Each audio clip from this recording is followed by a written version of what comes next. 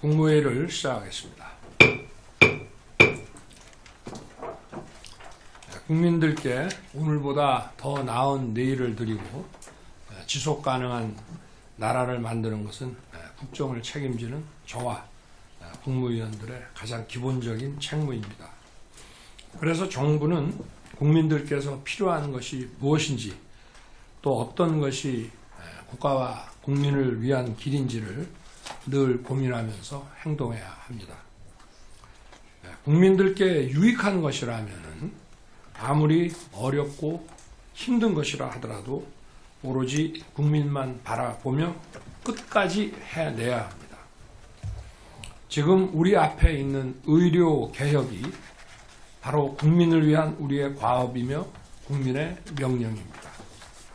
그런데 환자의 곁을 지키고 또 후배인 전공의들을 설득해야 할 일부 의사들이 의료개혁을 원하는 국민의 바람을 저버리고 의사로서 또 스승으로서 본분을 제대로 지키지 못하고 있어서 정말 안타깝습니다. 국민의 생명을 살리기 위해 부여된 의사 면허를 국민을 위협하고 불안하게 만드는 수단으로 사용해서는 안 됩니다. 의사가 부족한 지금의 상황은 바로 어제 오늘의 일이 아닙니다. 2000년도 의약분업으로 의사의 처방전이 있어야만 의약품을 조제하고 구할 수 있게 되면서 병원 이용이 늘어날 수밖에 없는 구조가 형성되었고 미용 성형이라고 하는 보건의료라고 보기 어려운 미용 성형 시장이 커지면서 필수 의료 분야의 의사마저 빠져나가는 현상이 심화되어 갔습니다. 저는 대통령 선거 때부터 필수 의료만큼은 국가가 책임져야 한다고 강조했습니다. 중증 외상, 분만, 신생아, 어린이 진료와 같은 필수 의료 보상 강화를 선거 때부터 약속드렸습니다. 또한 지역의 필수 의료 부족 문제를 해결하기 위해 지역 내 필수 의료와 의료 취약 지역의 의료 인력을 확보하고 양성하는 것도 공약으로 제시한 바 있습니다. 그리고 정부 출범 이후 지역 완결적 필수 의료 체제 구축을 가장 중요한 국정과제로 선정하여 생명과 지역을 살리고 의료 체계를 정상화하기 위해 담대한 의료 개혁을 추진하고 있습니다. 작년 1월 우리 정부는 중증 응급, 분만, 소아진료 분야를 더욱 확충하기 위해 필수 의료 지원 대책을 마련한 바 있습니다. 또 의료 남용을 방지하여 필수 의료 보상을 강화하는 건강보험 지속가능성 제고 방안을 수립한 바 있습니다.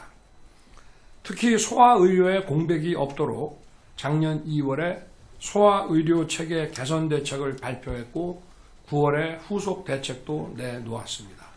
또 응급실 뺑뺑이를 막기 위해 작년 4월에 응급의료 기본계획, 6월에는 응급의료 긴급대책을 마련했습니다.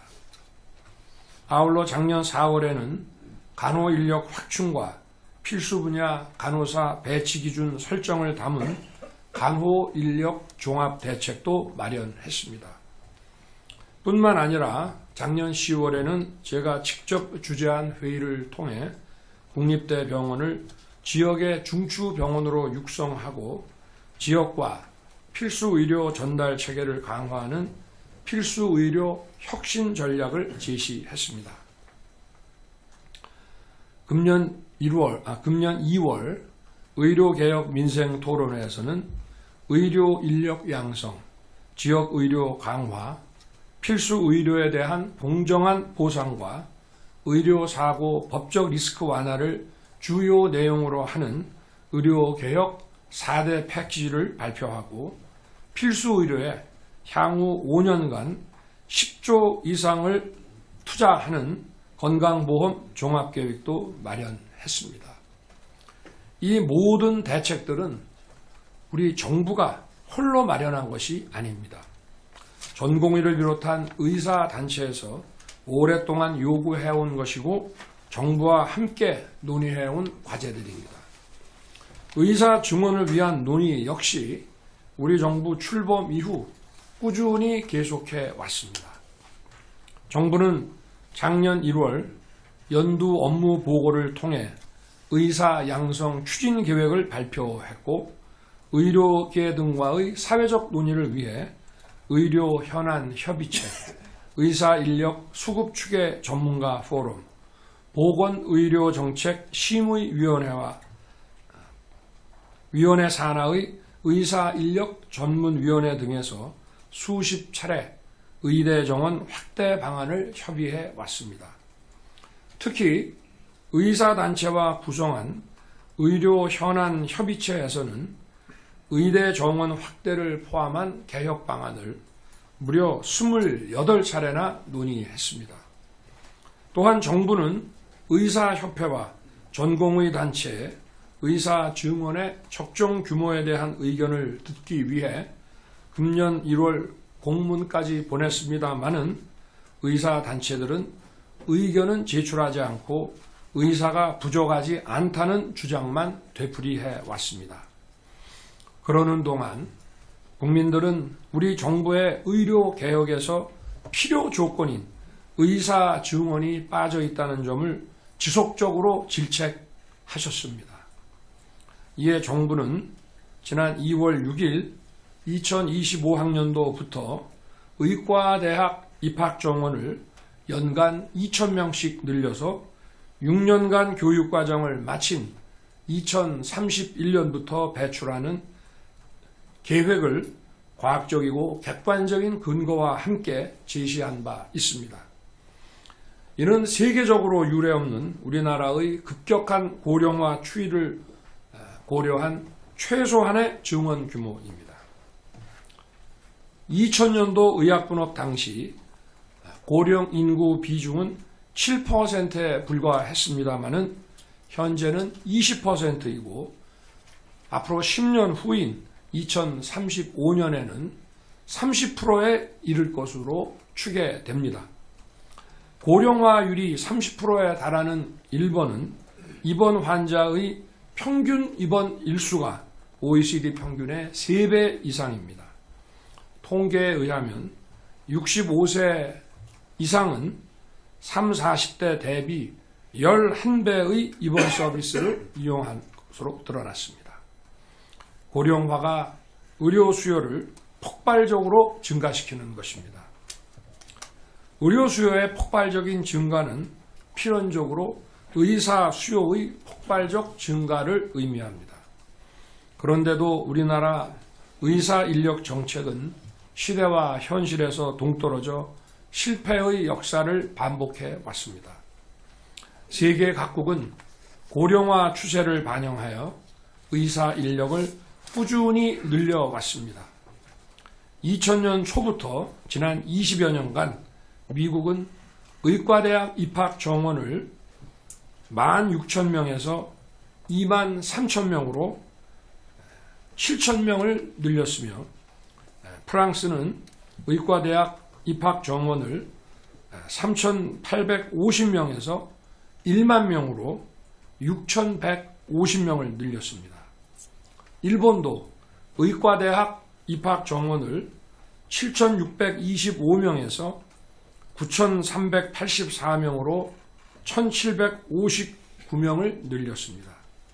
이처럼 세계 각국은 의과대학의 입학 정원을 매년 지속적으로 늘려왔습니다. 반면 우리나라는 지난 27년간 정원을 한 명도 늘리지 못했습니다. 오히려 2000년도 의학분업으로 의과대학 입학 정원을 351명이나 감축했습니다. 여기에 최근 미영 성형의료로 의사가 매년 600에서 700명씩 빠져나간 것을 감안하면 실제 보건의료 분야에는 1000명 가까이 필수 의료를 담당할 의사가 줄어들었다고 보아야 할 것입니다.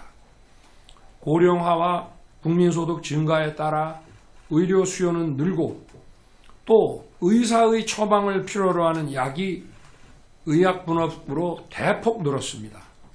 그래서 약을 타기 위한 유발의료 수요도 증가하다 보니 의사 수가 정말 턱없이 부족한 상황입니다. 이러한 상황에서 필수 의료 체계가 붕괴되지 않는다면 그것은 기적입니다. 일각에서 의대 정원을 향후 단계적으로 늘리자고 주장하고 있습니다만 약 27년간 의대 정원이 감축된 상태로 유지가 돼 왔기 때문에 우리 의료 수요 증가 속도에 비추어 절박한 우리 의료 현실과는 너무나 동떨어진 이야기입니다. 현재 우리나라 의사 수는 11만 2천 명으로 인구 대비해서 OECD 평균에 비해 무려 8만 명이 부족합니다. 의대 입학 정원의 증원을 늦추면 늦출수록 그 피해는 결국 국민에게 고스란히 돌아가는 것입니다. 나중에는 훨씬 더 큰 규모의 증원이 필요해질 뿐 아니라 매년 증원을 둘러싼 사회적 논란과 의료 대란과 같은 갈등이 반복되고 더욱 커질 수밖에 없습니다. 매년 국민들이 의사들 눈치를 살피면서 마음을 졸여야 한다면 이것이 제대로 된 나라라고 할 수 있겠습니까? 지금도 의료계 일부에서는 의대 증원에 대해 원점 재검토를 요구하며 국민들께서 동의할 수 없는 주장을 반복하고 있습니다. 그러나 단계적 접근이나 증원 연기로는 국민의 생명을 살리고 지역과 필수 의료 붕괴를 막는 의료 개혁을 결코 추진할 수 없습니다. 또 의사의 수가 늘어난다고 해서 의료 수준이나 서비스의 질이 떨어진다는 것은 맞지 않는 이야기입니다. 법조계와 같이 다른 전문 분야를 보더라도 전문가가 늘어나면 시장이 더 커지고 산업 전체의 규모와 역량이 더 커졌습니다. 그리고 경쟁이 더 치열해지면서 우수한 자원들이 더 많이 배출되어 왔습니다. 앞으로 의학을 공부하고 임상을 경험한 의사들이 바이오 메디컬 산업 분야에 진출하게 되면 의료인들의 기회와 활동 영역은 엄청나게 커질 것입니다. 의료 서비스 수준의 향상은 당연하고 이를 통해 엄청난 국부와 대규모의 양질의 일자리가 만들어질 것입니다. 더욱이 3년마다 나오는 보건인력 실태 조사에 의하면 우리나라 의사들의 평균 소득은 OECD 국가 중 최고 수준입니다. 간호사 평균 소득의 약 5배로 의료인 간 소득 격차도 OECD 최고 수준입니다. 이 자료는 의료 인력 실태 조사 자료에 의한 것입니다.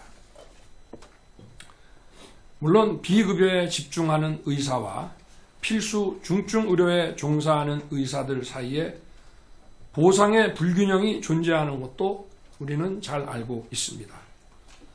의사가 늘고 정상화되면 이러한 불균형도 해소될 수 있습니다. 정부는 내년도 의대 정원 증가분 2,000명을 비수도권 지역 의대를 중심으로 대폭 배정하여 지역 필수 의료를 강화할 것입니다.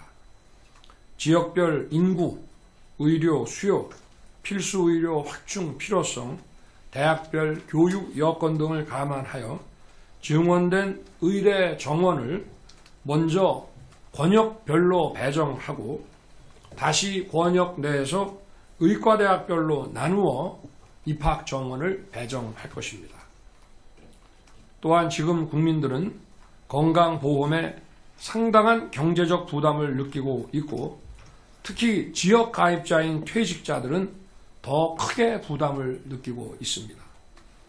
고령화 대비를 위해서는 국민의 건강보험료 부담만 늘릴 것이 아니라 국가 재정도 더 투입해야 합니다.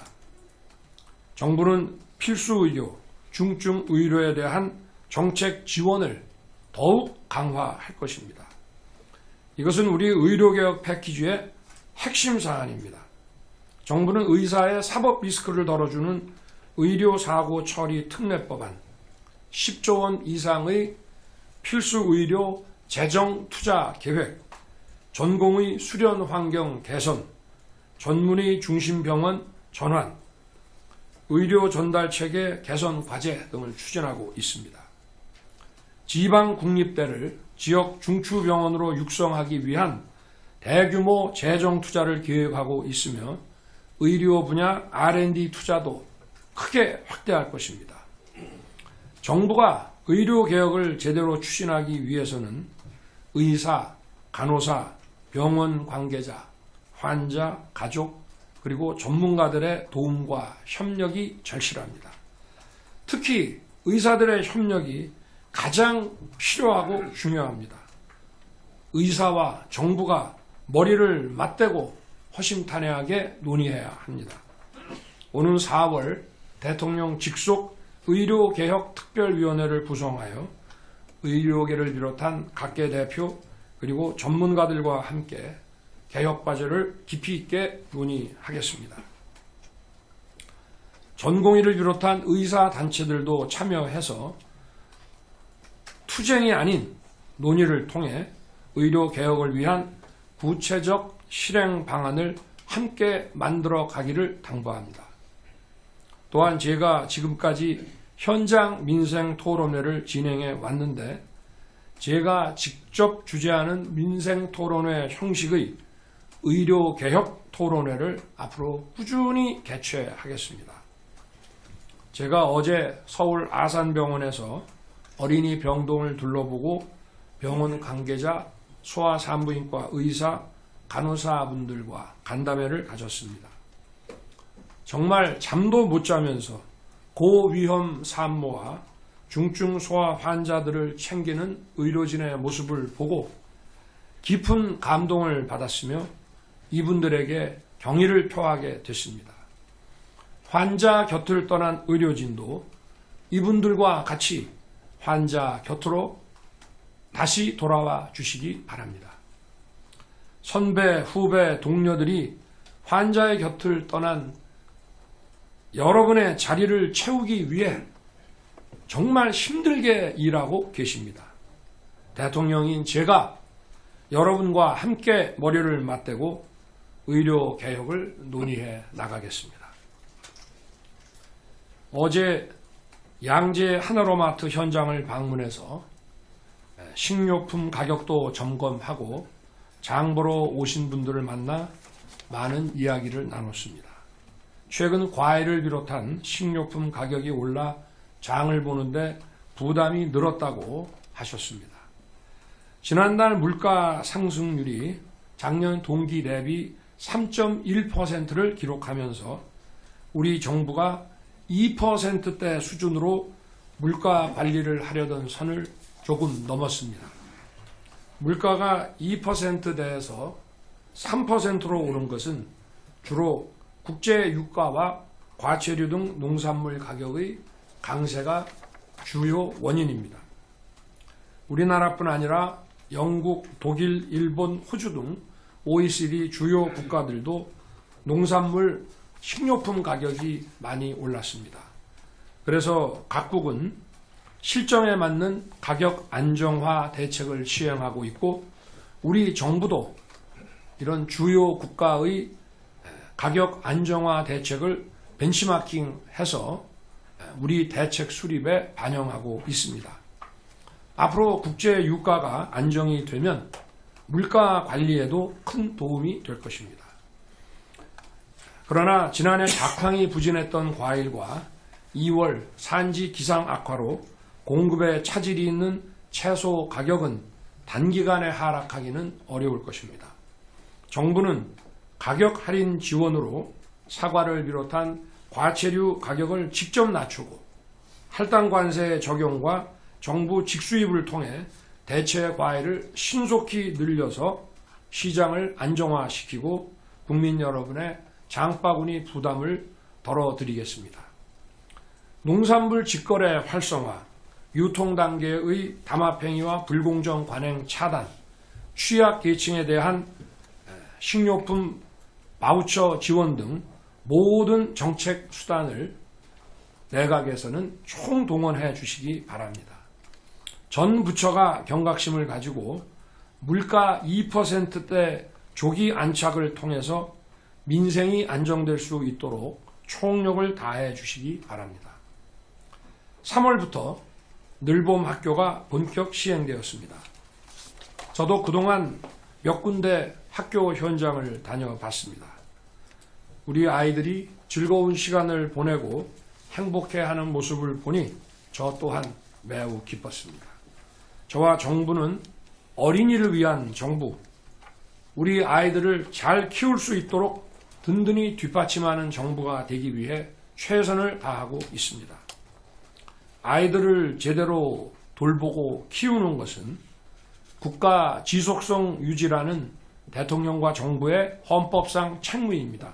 이를 위해 중앙, 지방 정부뿐만 아니라 우리 사회 공동체 모두가 협력해야 합니다. 정부가 이러한 협력 체계의 플랫폼을 마련하고 거점 역할을 할 것입니다. 그리고 모든 필요한 정책 지원과 재정 투자도 아끼지 않겠습니다. 교육부와 복지부 이외에도 모든 부처들이 깊은 관심을 가지고 내 일이라고 생각하고 도와주시기 바랍니다. 뿐만 아니라 정부는 어르신들도 세심하게 챙기겠습니다. 대한민국은 올해로 어르신 인구가 1,000만 명을 넘어서고 내년에는 초고령 사회에 진입하게 됩니다. 오늘의 대한민국을 있게 한 어르신들이 건강하고 행복하게 지내시도록 하는 것이 국가의 중요한 책무입니다.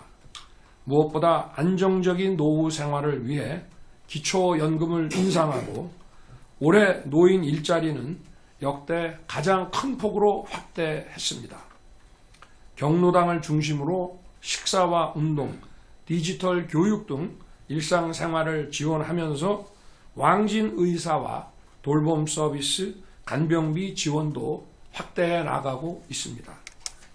그간 복지 사각지대였던 미등록 경로당에 대해서도 지난 1월 전수조사를 통해 실태를 파악하고 안전점검과 냉난방비, 양곡비 등을 즉시 지원했습니다. 금년에 어르신들의 삶의 질을 높이는 정책을 더 적극적으로 추진할 것입니다. 자녀를 키우는 부모님과 우리 아이들, 또 가정과 사회를 위해 애쓰신 어르신들이 함께 행복한 사회가 되도록 더 긴밀하게 현장과 소통하며 정책을 마련하고 속도감 있게 추진할 것입니다. 지난 7월 400명이 넘는 청년들과 13개 정부 부처가 머리를 맞대고 청년을 위한 민생토론회를 열었습니다. 대학생, 사회초년생, 맞벌이 부부 등 다양한 청년층이 가진 고민과 어려움을 가감없이 들을 수 있었습니다. 저와 정부는 청년들이 걱정 없이 일하고 또 마음껏 꿈을 키울 수 있도록 국가 장학금 확대, 체육시설 이용료 소득 공제, 출산 지원금 비과세 등 전폭적인 투자와 지원을 약속했습니다. 청년들은 우리 정부에 있어 누구보다 중요한 국정 운영의 동반자입니다. 청년들의 공정하고 편견 없고 정의로운 시각이 우리 국정 전반에 제대로 반영되어야 합니다. 정부 출범 이후 모든 부처에 청년 보좌역을 선발한 것도 청년들이 국정 운영의 주체가 되어 청년의 눈으로 국가 정책을 스크린할 수 있도록 새롭게 체계를 갖춘 것입니다. 국민을 위한 개혁을 추진하고 국민이 바라는 나라를 만들기 위해서는 기득권과 이권 카르텔에서 자유로운 청년들의 힘이 꼭 필요합니다. 각 부처와 위원회는 청년 보좌역들이 미래 싱크탱크로서 역할을 다할 수 있도록 책임있게 살펴봐 주시기 바랍니다.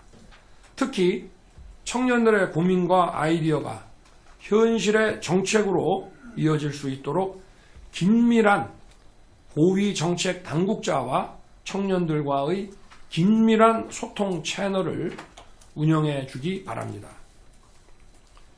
어제부터 3일간의 일정으로 제3차 민주주의 정상회의가 열리고 있습니다. 미래 세대를 위한 민주주의를 주제로 하는 이번 민주주의 정상회의는 오늘날 민주주의가 직면하는 도전에 대해 여러 나라 정상과 강요들이 의견을 모으고 지혜를 모으는 자리입니다. 지난해 2차 회의를 공동 주최한 데 이어 3차 정상회의를 우리나라가 개최한 것은 국제사회가 그만큼 한국 민주주의 수준을 높이 평가하고 있기 때문입니다. 저는 내일 저녁 화상으로 진행하는 본회의에서 기술, 선거 및 가짜뉴스에 관한 세션을 직접 주재할 예정입니다. 오늘날 인공지능과 빅데이터 같은 첨단 디지털 기술이 일상화되면서 우리는 일상생활 속에서 많은 편익을 누리고 있습니다만 가짜뉴스와 허위 선동 같은 부작용도 광범하게 확산되고 있습니다. 내일 회의는 이러한 위협으로부터 민주주의 핵심인 선거와 민주정치 시스템을 지키고 청년들에게 우리의 자유민주주의에 대한 확신을 심어주는 계기가 될 것입니다. 이번 제3차 민주주의 정상회의가 세계적으로 민주주의를 발전시키고 확산시키는 이정표가 될 수 있도록 마지막까지 잘 챙기겠습니다. 감사합니다.